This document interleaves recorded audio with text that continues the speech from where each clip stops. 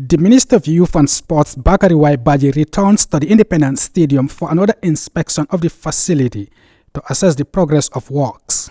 This is the only stadium we have, so it is important that when it is undergoing renovation or remodeling, the general public knows what work is going on.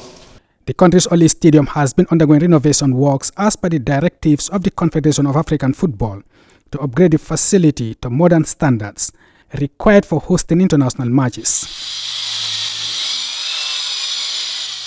The Independence Stadium was banned by the Confederation of African Football in February 2022, and since then it hasn't hosted a single home match, forcing the Scorpions to play their home games away from home.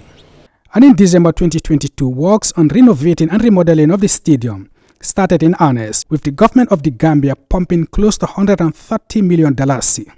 The first phase of the works saw the renovation of the dressing rooms, the medical and security rooms, the fitting of seats in the stands, the upgrading of the pitch, as well as plumbing and electrical works. But with all this, CAF still recommended more adjustments when Mohamed Sidat, head of CAF Professional Football, did a preliminary inspection at the request of the Ministry of Youth and Sports in July 2023. To ensure compliance and meet CAF's requirements, contractors are back at the Independence Stadium to put in necessary engineering works.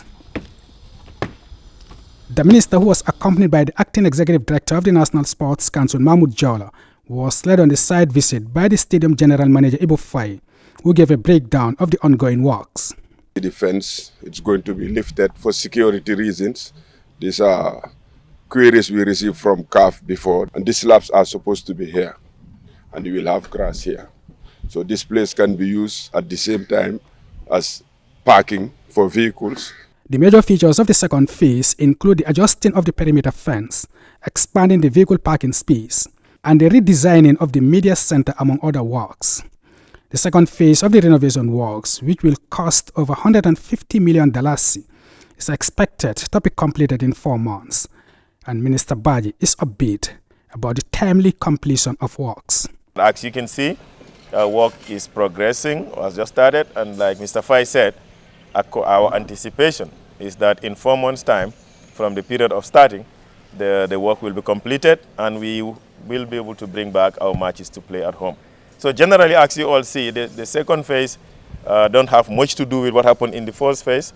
The first phase is completed initially, and now this is the areas that have been recommended. The second phase, like you all saw, includes some demolitions, as you would see, with the media center and the media tribune and the press conference center, which is a big issue for CAF. So the area that is reserved on the democracy, as we call it, is going to occupy about 50 seats of the journalists. And those seats are coming along with their desk and plugs and other internet access. That will be for the media. And the one right behind us is where the media will now have their press conference on one part, and on the other part it will be for the media to prepare their stories and be able to send them during halftime or at the end of the match or anytime. The initial budget was about 160 million. We spent about 130 million. Now the second phase is 153 million. So if you add 153 plus 130 million, it gives you what? 280 million. Yeah, so 280 million some hundreds is what the anticipated first and second phase is going to be. The ban on the Independence Stadium has been the subject of discussion, with many frowning on the slow pace of the renovation process, putting pressure on the sports ministry, who aims to quickly complete the renovation and remodeling for the long-awaited return of sporting activities at the stadium. Modou S, Jallow, GRTS Sports.